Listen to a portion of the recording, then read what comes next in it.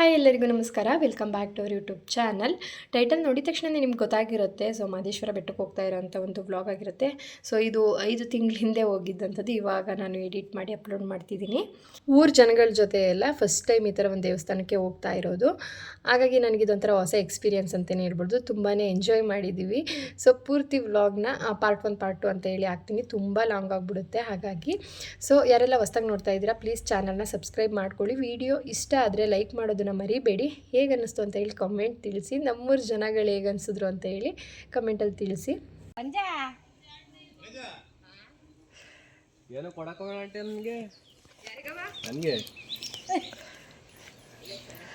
ಪಾದಯಾತ್ರೆ ಹೋಯ್ತಾವನಲ್ಲ ಏನು ಕೊಡಲ್ವಾ ಅಂತ.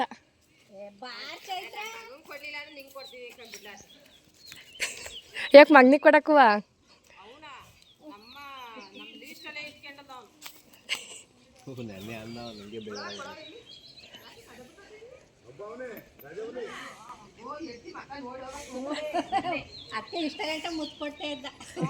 ಪೋಲಿನಪ್ಪ ನೀನು ಪೋಲಿ ನೀನು.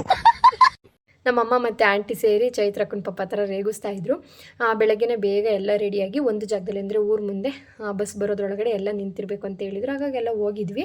ಆ ತಿಂಡಿನೂ ಮಾಡಿರಲಿಲ್ಲ. ತಿಂಡಿನ ಅಲ್ಲಿ ಒಂದು ಅಂಕಲ್ ಮಾಡ್ಕೊಂಡಿದ್ದೀವಿ, ಬನ್ನಿ ತಿಂಡಿ ಏನು ಮಾಡ್ಕೋಬೇಡಿ ಅಂತ. ಬೇಗನೆ ಹೋಗ್ಬೇಕಿತ್ತಲ್ವ, ಹಾಗಾಗಿ ಬಂದಿದ್ರು. ಇನ್ನು ನಮ್ಮಮ್ಮ ಈ ಬ್ಲ್ಯಾಂಕೆಟ್ ಮರ್ತು ಬಂದುಬಿಟ್ಟಿದ್ರು. ಸೊ ಅಲ್ಲಿ ಚಳಿ ಇರುತ್ತೆ, ಮಲ್ಗೋಕ್ಕಾಗಲ್ಲ ಅಂತೇಳಿ ಆಗ ನಮ್ಮ ಅಪ್ಪ ಹೋಗಿ ತಂದು ಕೊಟ್ಟರು ನಮ್ಮಮ್ಮಂಗೆ. ನಮ್ಮ ಅಪ್ಪಂಗೆ ಒಂದು ಭಯ ಇತ್ತು, ಅಂದರೆ ಚಿರತೆ ದಾಳಿ ಈ ಥರದ್ದೆಲ್ಲ ನಡೀತಾ ಇತ್ತು ಮಹದೇಶ್ವರ ಬೆಟ್ಟದಲ್ಲಿ ಅಂತ ಟಿ ವಿಲೆಲ್ಲ ಬರ್ತಾ ಇತ್ತಲ್ವ. ನಮ್ಮ ಅಪ್ಪಂಗೆ ಒಂಚೂರು ಇಷ್ಟ ಇರಲಿಲ್ಲ ಹೋಗೋದು. ಬಟ್ ನಾವು ಬುಕ್ ಮಾಡಿದ್ದು ಸೀಟೆಲ್ಲ ಒಂದು ತಿಂಗಳಿಂದನೇ ಬುಕ್ ಆಗಿರುತ್ತಲ್ವ. ನಮ್ಮಪ್ಪ ಜೋಪಾನ ಸುಸ್ತ್ಕೊಬೇಡ, ನಿಧಾನಕ್ಕತ್ತು, ಅಲ್ಲಿ ಒಬ್ಬಳೇ ಓಡಾಡಬೇಡ, ಹಾಗೆ ಹೀಗೆ ಅಂತ ಬಸ್ ಹತ್ತು ಹೋಗೋವರೆಗೂ ಅದನ್ನೇ ಹೇಳಿದ್ದಾರೆ ನಮ್ಮಪ್ಪ. ನನಗಂತೂ ಒಂದು ಸರಿನೇ ಹೇಳಿಲ್ಲ ನೀನು ಜೋಪಾನ ಅಂತ ಹೇಳಿ. ನಿಮ್ಮಮ್ಮನ ಜೋಪಾನವಾಗಿ ಕರ್ಕೊಬ ಅಷ್ಟೇ ಹೇಳ್ತಾ ಇದ್ದಿದ್ದು ನಮ್ಮಪ್ಪ. ನಮ್ಮಮ್ಮನ ಕಂಡ್ರೆ ನಮ್ಮಪ್ಪಂಗೆ ಅಷ್ಟೊಂದು ಇಷ್ಟ. ಇವಾಗ ಅಂತಲ್ಲ, ಯಾವಾಗಲೂ ಎಲ್ಲಾದರೂ ಒಂದು ಟೌನ್ಗೆ ಹೋಗ್ಬಿಟ್ಟು ಬರ್ತೀನಿ ಅಂದ್ರೂ ಒಂದು 50 ಸತಿ ಜೋಪಾನ ಅಂತ ಹೇಳ್ತಾ ಇರುತ್ತೆ. ಇವಾಗ ಬಸ್ ಬಂತು, ಸ್ವಲ್ಪ ಲೇಟಾಗೆ ಬಂತು. ನಾವು ಬಂದು 1 ಅವರ್ ವೆಯ್ಟ್ ಮಾಡಿದ್ಮೇಲೆ ಬಸ್ ಬಂತು. ಸೊ ಪಟ ಅಂತ ಹತ್ಬಿಟ್ಟು ಸೀಟೆಲ್ಲ ಇಟ್ಕೊಂಡ್ವಿ.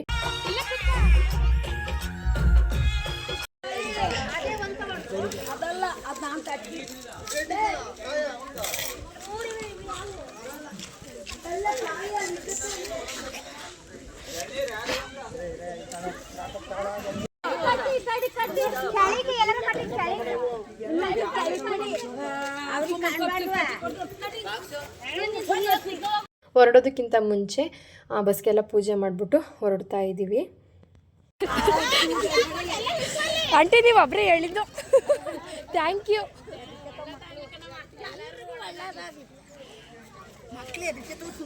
ಈಗಲೂ ಹೇಳು ಹಾಯ್.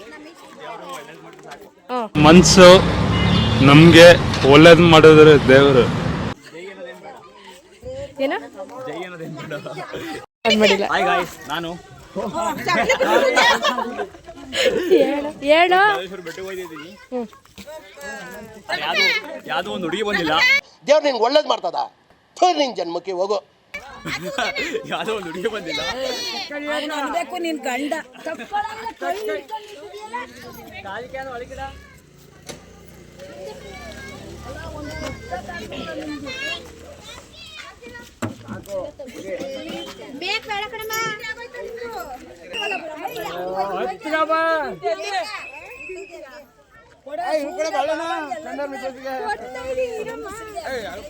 ಬಿಚ್ಚ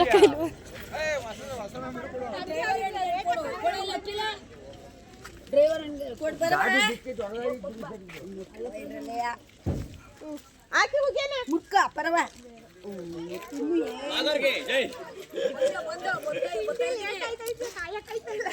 ಓ ಬಚ್ಚಿ ಕೂತಿದ್ವಿ ಕೊಟ್ರ ಇನ್ನೊಂದೈತೆ.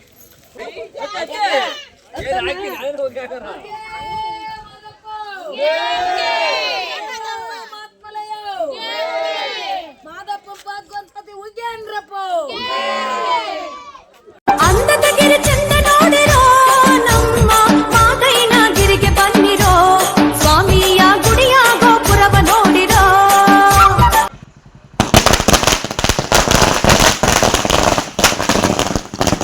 ನಮ್ಮೂರಲ್ಲಿ ಪ್ರತಿ ವರ್ಷವೂ ಶಿವರಾತ್ರಿ ಟೈಮ್ಗೆ ಹೋಗ್ತಾರೆ ಬೆಟ್ಟಕ್ಕೆ.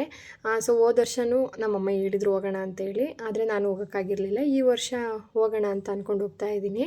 ನನಗೆ ಬೆಟ್ಟಕ್ಕೆ ಹೋಗೋಕ್ಕಿಂತ ಒಂದು ವಾರದ ಮುಂಚೆ ನನಗೆ ಟೈಫಾಯ್ಡ್ ಆಗಿಬಿಟ್ಟಿತ್ತು. ಸೊ ಫುಲ್ಲು ಸುಸ್ತಾಗೋಗ್ಬಿಟ್ಟಿದೆ. ಆದರೆ ಬುಕ್ ಮಾಡಿದ್ದೀವಿ, ಹೋಗಲೇಬೇಕು. ಸ್ವಲ್ಪ ಚೇತರಿಕೆ ಕಾಣಿಸ್ಕೊಂಡಿದ್ರಿಂದ ಹೋಗೋಣ ಅಂತೇಳಿ ಹೋಗ್ತಾ ಇದ್ದೀನಿ. ಪೂರ್ತಿಯಾಗಿ ಹುಷಾರಾಗಿರಲಿಲ್ಲ, ಬ್ರೀತಿಂಗ್ ಪ್ರಾಬ್ಲಮ್ ಇತ್ತು, ಹಾಗೆಯೇ ಗಂಟ್ಲೆಲ್ಲ ಕಟ್ದಂಗೆ ಆಗ್ತಾಯಿತ್ತು. ಗಾಳಿಯಲ್ಲಿ ಹೋದರೆ ಇನ್ನೂ ಸ್ವಲ್ಪ ಜಾಸ್ತಿ ಆಗುತ್ತೆ ಅನ್ನೋದು ಇತ್ತು. ಮೆಡಿಸನ್ ಎಲ್ಲ ತೊಗೊಂಡು ಹೋಗೋಣ, ಮತ್ತು ಇನ್ನೂ ಮುಂದಿನ ವರ್ಷಕ್ಕೆ ಕಾಯಬೇಕು. ಹೋದ ವರ್ಷವೂ ಹೋಗೋಕ್ಕಾಗಲಿಲ್ಲ, ಮತ್ತು ಸೀಟೆಲ್ಲ ಬುಕ್ ಮಾಡಿದ್ದೀವಲ್ಲ ಅಂತೇಳಿ ಹೋಗ್ತಾ ಇದ್ದೀನಿ. ಇಲ್ಲಿಂದನೇ ಸ್ವಲ್ಪ ತರಕಾರಿಗಳನ್ನೆಲ್ಲ ತೊಗೊಂಡೋಗೋಣ. ಫ್ರೀ ಇದ್ದಾಗ ಅಡುಗೆ ಮಾಡ್ಕೊಳ್ಳೋಣ. 2 ರಾತ್ರಿ ನಾವು ಅಲ್ಲಿ ಕಳಿಬೇಕು, ಹಾಗಾಗಿ ಫ್ರೀ ಇದ್ದಾಗೆಲ್ಲ ಬೇಕಾದರೆ ಅಡುಗೆ ಮಾಡ್ಕೊಂಡ್ರಾಗುತ್ತೆ ಅಂತ ಸ್ವಲ್ಪ ತರಕಾರಿಗಳನ್ನ ತೊಗೋತಾ ಇದ್ದಾರೆ. ಊರಲ್ಲಿ ಶುರುವಾಗಿದೆ ಇವರ ಡ್ಯಾನ್ಸು. ಆಲ್ಮೋಸ್ಟ್ ಮಾದೇಶ್ವರ ಬೆಟ್ಟ ಬರೋವರೆಗೂ ಒಂದೇ ಸಮ ಕುಂದಿದ್ದಾರೆ. ಸೊ ಮಧ್ಯದಲ್ಲಿ ಒಂದು ಕಾಂತಾರ ಮೂವಿನ ನೋಡುವಾಗ ಅಷ್ಟೇ ಅವರು ಗ್ಯಾಪ್ ತೊಗೊಂಡಿದ್ದು. ಊರಿಂದ ಶುರುವಾಗಿದ್ದು ಇವ್ರ ಕುಣಿತ ಮಾದೇಶ್ವರ ಬೆಟ್ಟಕ್ಕೆ ಹೋಗೋವರೆಗೂ ನಿಂತಿಲ್ಲ.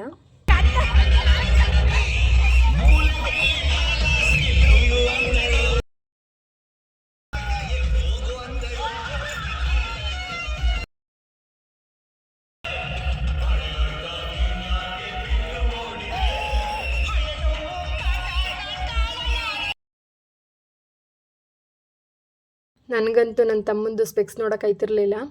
ಜಾತ್ರೆ ಥರ ಇತ್ತು, ಹಾಗೆ ನಾವು ಹುಡುಗರ ಜೊತೆ ಕುಣಿತಾ ಇರೋದಂತೂ ಫನ್ನಿ ಆಗಿತ್ತು.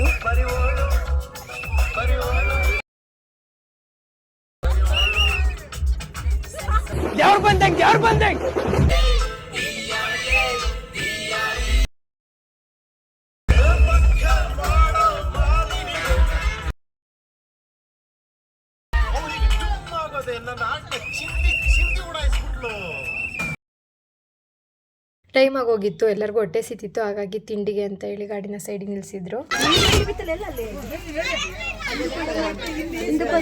ಯಾಕಂಟಿ ನೀರಿಗೆ ಹಾಲು ಕೊಡ್ತಾರೇನೋ, ಒಂದು ಇಟ್ಕೊಳ್ಳಿ ತೆಗಿ. ನಾವು ಎಲ್ಲ ಊಟಕ್ಕೆ ತಿಂಡಿಗೆ ಹೋಗ್ತಾ ಇದೀವಿ. ಹಾಯ್ ಗಾಯ್ಸ್, ಎಂತ ಗೊತ್ತುಂಟ ಗಾಯ್ಸ್, ಇವಾಗ ತಿಂಡಿ ಇಳಿತಾ ಇದೀವಿ ಗಾಯ್ಸ್. ಎಲ್ಲ ಬಂದಿ ಗಾಯ್ಸ್, ಎಲ್ಲ ಬಂದಿ ಗಾಯ್ಸ್. ತಿಂಡಿ ಅಷ್ಟೊಂದು ಮಾಡಿಸಿಲ್ಲ ನೀನು. ತಿಂಡಿಗೆ ಅಂತ ಹೇಳಿ ಚಿತ್ರಾನ್ನ ಮನೆ ಅಲ್ಲಿ ಹೊರಡುವಾಗಲೇ ಊರಿಂದನೇ ಮಾಡ್ಕೊಂಡು ಬಂದಿದ್ರು. ಇವಾಗೆಲ್ಲ ಅದನ್ನು ಮಿಕ್ಸ್ ಮಾಡಿ ತಿನ್ನಬೇಕು. ನಾನಂತೂ ತುಂಬ ಎಂಜಾಯ್ ಮಾಡಿದ್ದೀನಿ. ಸೊ ನಾನು ಕೂಡ ಡ್ಯಾನ್ಸ್ ಎಲ್ಲ ಮಾಡ್ಕೊಂಡು ಆರಾಮಾಗಿ ಎಲ್ಲರ ಜೊತೆ ಟೈಮ್ ಸ್ಪೆಂಡ್ ಮಾಡಿದ್ದು ತುಂಬಾ ಖುಷಿ ಅನ್ನಿಸ್ತು. ತುಂಬ ಮ್ಯೂಸಿಕ್ ಯೂಸ್ ಮಾಡಿದ್ರೆ ಕಾಪಿರೈಟ್ ಬರುತ್ತೆ ಅಂತ ಹೇಳಿ ಸ್ವಲ್ಪ ಅಲ್ಲಲ್ಲಿ ಕಟ್ ಮಾಡಿ ತೋರಿಸಿದ್ದೀನಿ.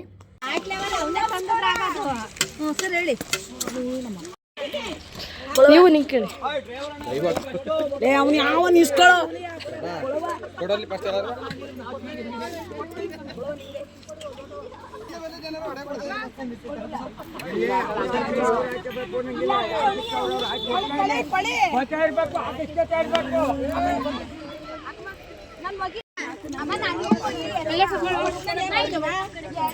ತಿಂಡಿ ಎಲ್ಲ ಮುಗಿಸ್ಕೊಂಡು ಮತ್ತೆ ನಮ್ಮ ಜರ್ನಿ ಶುರುವಾಯಿತು. ಇವಳಿಗೆ ಮತ್ತು ಸಾಗರ್ಗೆ ಇರೋ ಎನರ್ಜಿ ಬೀಟ್ ಮಾಡೋಕ್ಕೆ ತುಂಬಾ ಕಷ್ಟ. ಸಂದು ಫುಲ್ಲು ಡೇ ಕುಣಿತಾನೇ ಇದ್ದರು. ಈ ತಿಂಡಿ ಎಲ್ಲ ಆದಮೇಲೆ ಇವ್ರು ಶುರು ಹಚ್ಕೊಂಡ್ರು ನಮ್ಮ ಮೇಡಮ್ಮು.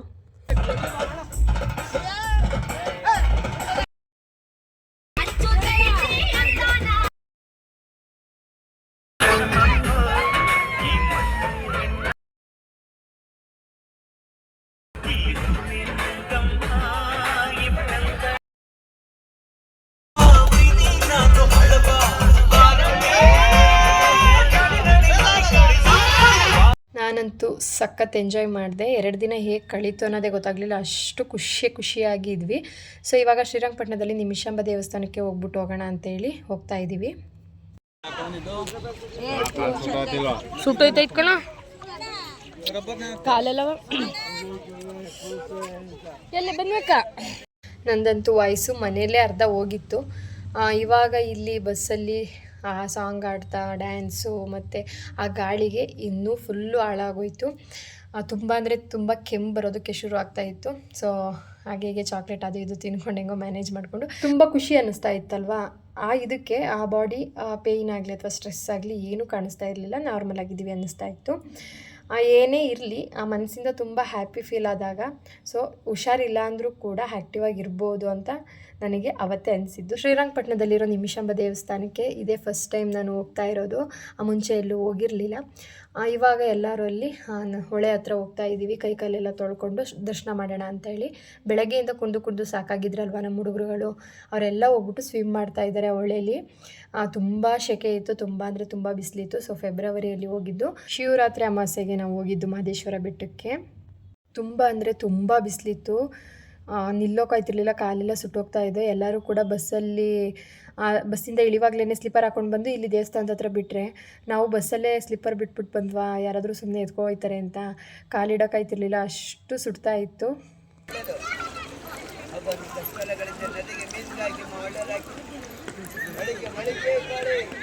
ಎಲ್ಲ ದೇವ್ರ ದರ್ಶನ ಮಾಡೋಣ ಅಂತ ಹೋಗ್ತಾ ಇದ್ರೆ ನಮ್ಮಮ್ಮ ಸಪೋಟೊ ಹಣ್ಣು ತೊಗೊಂಡು ನಿಂತಿದ್ದಾರೆ.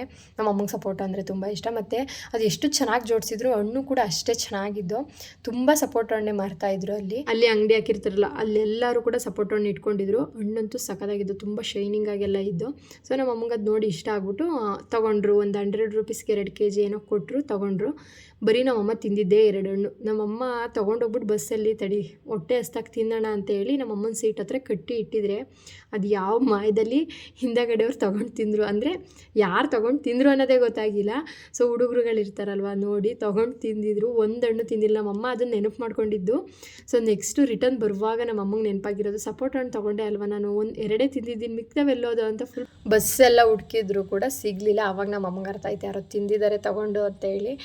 ಇನ್ನು ಯಾರನ್ನ ಅಂತ ಕೇಳ್ತಾರೆ, ಯಾರಾದರೂ ತಿಂದ್ಕೊಳ್ಳಿ ಬಿಡೋತೆಗೆ ಅಂತ ಸುಮ್ಮನೆ ಆದರು. ಇವಾಗ ನಿಮಿಷಾಂಬ ದೇವಸ್ಥಾನದಲ್ಲಿ ಮಧ್ಯಾಹ್ನ ಆಗಿತ್ತು, ಹಾಗಾಗಿ ಇಲ್ಲೇ ಪ್ರಸಾದ ಕೊಡ್ತಾ ಇರಲ್ವ ಅಂತೇಳಿ ಇಲ್ಲೇ ಪ್ರಸಾದನ ಊಟ ಮಾಡ್ಕೊಂಡು ಹೋಗೋಣ ಅಂತ ಬಂದ್ವಿ. ಯಾರಾದರೂ ಫಸ್ಟ್ ಟೈಮ್ ನನ್ನ ವೀಡಿಯೋನ ನೋಡಿ, ಫಸ್ಟ್ ಟೈಮ್ ನನ್ನ ಚಾನಲ್ನ ವಿಸಿಟ್ ಮಾಡಿದರೆ ಸಬ್ಸ್ಕ್ರೈಬ್ ಮಾಡ್ಕೊಳ್ಳೋದನ್ನ ಮರಿಬೇಡಿ. ವ್ಯೂಸ್ ಹೋಗ್ತಾ ಇದೆ, ಹಾಗೆಯೇ ಸಬ್ಸ್ಕ್ರೈಬ್ ಕೂಡ ಮಾಡಿಕೊಂಡು ಸಪೋರ್ಟ್ ಮಾಡಿ. ಸೊ ಊಟ ಎಲ್ಲ ಮುಗಿಸ್ಕೊಂಡು ಇವಾಗ ಈಚೆ ಬಂದ್ವಿ.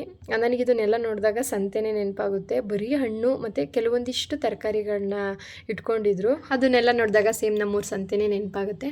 ಸೊ ಊಟ ಮುಗಿಸ್ಕೊಂಡು ಬಂದಮೇಲೆ ಇವಾಗ ನಮ್ಮಮ್ಮ ರವೆ ಉಂಡೆ ಮಾಡ್ಕೊಂಡು ಬಂದಿದ್ದರು. ಒಬ್ಬೊಬ್ಬರು ಅವ್ರಿಗೇನು ಇಷ್ಟ ಆಗುತ್ತೆ ಆ ಥರ ನಿಪ್ಪಿಟ್ಟು ಈ ಥರದ್ದೆಲ್ಲ ಒಂದೊಂದಿಷ್ಟು ಮಾಡ್ಕೊಂಡು ಬಂದಿದ್ರು. ನಮ್ಮಮ್ಮ ರವೆ ಉಂಡೆ ಮಾಡ್ಕೊಂಡು ಬಂದಿದ್ರಲ್ವ, ಊಟ ಮುಗಿಸ್ಕೊಂಡು ಬಂದಾದ್ಮೇಲೆ ಕೊಟ್ಟರು. ಸೊ ಸಾಗರು ಇನ್ನೊಂದು ತಿನ್ನು ಅಂತ ಹೇಳ್ಬಿಟ್ಟು ಇನ್ನೊಂದು ಇಟ್ಟಿದ್ದ. ಅದಾದಮೇಲೆ ನಿಮಿಷಾಂಬ ದೇವಸ್ಥಾನ ಆದಮೇಲೆ ನಾವು ಬಂದಿದ್ದೆ ನಂಜನಗೂಡಿಗೆ. ಸೊ ನಂಜನಗೂಡು ಯಾರೆಲ್ಲ ನೋಡಿಲ್ಲ, ಸೊ ನಂಜನಗೂಡು ದೇವಸ್ಥಾನಕ್ಕೆ ಹೋಗೋದಾದ್ರೂ ಹೋಗಿ ಅಂತೇಳಿ ನಿಲ್ಲಿಸಿದ್ರು. ಸಖತ್ ರಶ್ ಇತ್ತು, ಹಾಗಾಗಿ ನಾನು ಹೋಗಲಿಲ್ಲ. ಒಂದ್ಸರಿ ಹೋಗ್ಬಿಟ್ಟು ಬಂದಿದ್ದೆ, ದೇವಸ್ಥಾನ ನೋಡಿದ್ದೀನಿ ಒಂದ್ಸರಿ, ಹಾಗಾಗಿ ತುಂಬ ರಶ್ ಇದ್ದಿದ್ದರಿಂದ ಹೋಗಲಿಲ್ಲ. ಇನ್ನು ನಮ್ಮಮ್ಮ ಕೆಳಗಡೆ ಹೋಗ್ಬಿಟ್ಟು ಏನಾದರೂ ತಿಂತಿ ಅಂತ ಹೇಳಿದ್ರು. ನನಗೆ ಚುರುಮುರಿ ಅಂದರೆ ಸಖತ್ ಇಷ್ಟ. ಅದು ಎಲ್ಲೇ ಹೋದರೂ ಚುರುಮುರಿ ಕಾಣಿಸಿದ್ರೆ ಬಿಡಲ್ಲ, ಹಾಗಾಗಿ ನನಗೆ ಚುರುಮುರಿ ತಂದು ಕೊಟ್ಟರು. ಹಾಗೆಯೇ ಸಾಗರು ಮತ್ತು ಚೈತ್ರಕ್ಕ ಎಲ್ಲರಿಗೂ ಕಲ್ಲಂಗಡಿ ಹಣ್ಣು ಎಲ್ಲನೂ ತಂದು ಕೊಟ್ಟರು. ನಂಜನಗೂಡು ಆದಮೇಲೆ ಡೈರೆಕ್ಟ್ ಹೋಗಿದ್ದೆ ಮಹದೇಶ್ವರ ಬೆಟ್ಟಕ್ಕೆ. ಸೊ ಮಧ್ಯಾಹ್ನ ಊಟ ಮುಗಿಸ್ಕೊಂಡಿದ್ರಿಂದ ಎಲ್ಲರಿಗೂ ಒಳ್ಳೆ ನಿದ್ದೆ ಬರ್ತಾಯಿತ್ತು. ಹಾಗಾಗಿ ಒಂದೊಳ್ಳೆ ಮೂವಿ ಹಾಕಿ ಅಂತ ಹೇಳಿದ್ದಕ್ಕೆ ಕಾಂತಾರ ಮೂವಿ ಹಾಕಿದ್ರು. ನನಗಂತೂ ತುಂಬಾ ಇಷ್ಟ ಈ ಮೂವಿ. ಹೇಗೋ 1-2.5 ಗಂಟೆ ಟೈಮು ಒಳ್ಳೆ ಮೂವಿ ನೋಡಿಕೊಂಡು ಬಂದಿದ್ದೇ ಗೊತ್ತಾಗಲಿಲ್ಲ. ಸೊ ನಾವು ಮಹದೇಶ್ವರ ಬೆಟ್ಟಕ್ಕೆ ರೀಚ್ ಆದಾಗ ಒಂದು 7-7:30 ಆಗಿತ್ತು ಟೈಮು. ಇವಾಗ ತಾಳ್ಬೆಟ್ಟದಲ್ಲಿ ಗಾಡಿನ ಸೈಡಿಗೆ ಹಾಕಿ ಇಲ್ಲಿ ನಾವು ಪೂಜೆ ಮಾಡಿಸ್ಕೊಂಡು ಆಮೇಲೆ ನಾವು ಹೋಗಬೇಕು.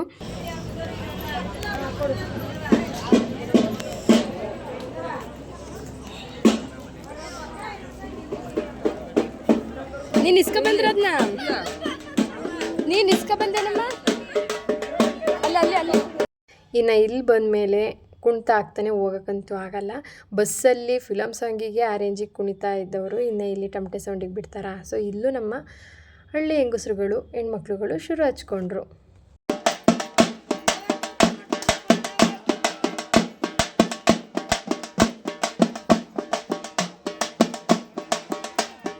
ಅವರು ಇವರು ಅಂತಲ್ಲ, ಎಲ್ಲರೂ ಕುಣಿದ್ರು.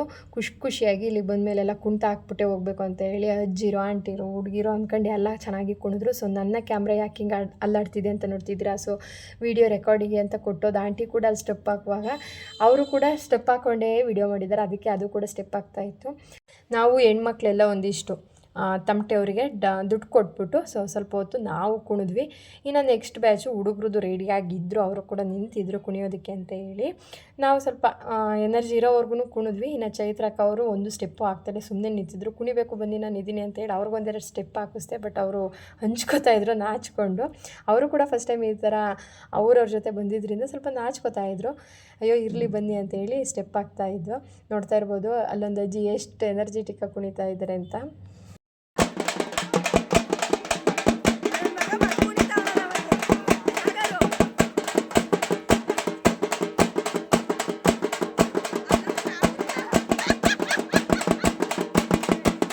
ಇನ್ನು ನೆಕ್ಸ್ಟು ಹುಡುಗರದು ಗ್ರೂಪು ಸಾಗರ್ ಸೈಡಲ್ಲಿ ನಿಂತಿದ್ದ ಸುಸ್ತಾಗಿ. ಸೊ ಅದು ಅರ್ಕೆಣ್ಣ ಒಂದು ಏಟ್ ಕೊಟ್ಬಿಟ್ಟು ಕರೆಸ್ಕೊಂಡ್ರು ಕುಣಿ ಬಾ ಅಂತ ಹೇಳ್ಬಿಟ್ಟು. ಸೊ ಇವಾಗ ಅವನು ಶುರು.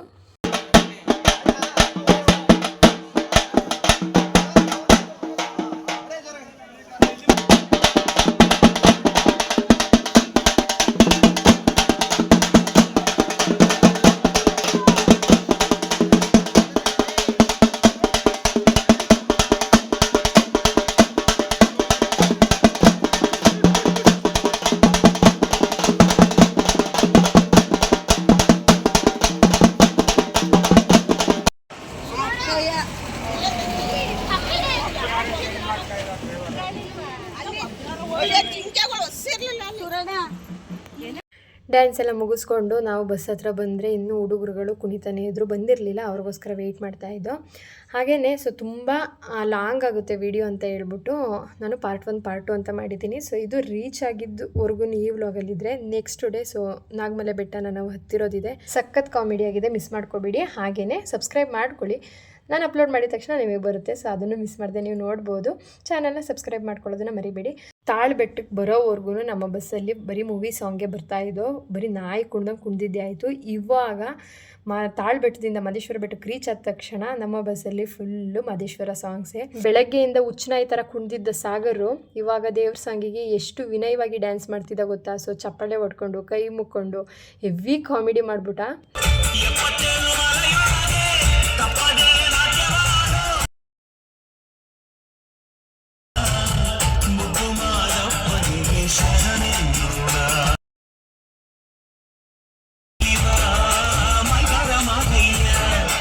ಹಾಗೆಯೇ ಬಸ್ಸಲ್ಲಿ ಯಾರಿಗೂ ಕೂಡ ನಿದ್ದೆ ಮಾಡೋಕ್ಕೆ ಬಿಟ್ಟಿಲ್ಲ.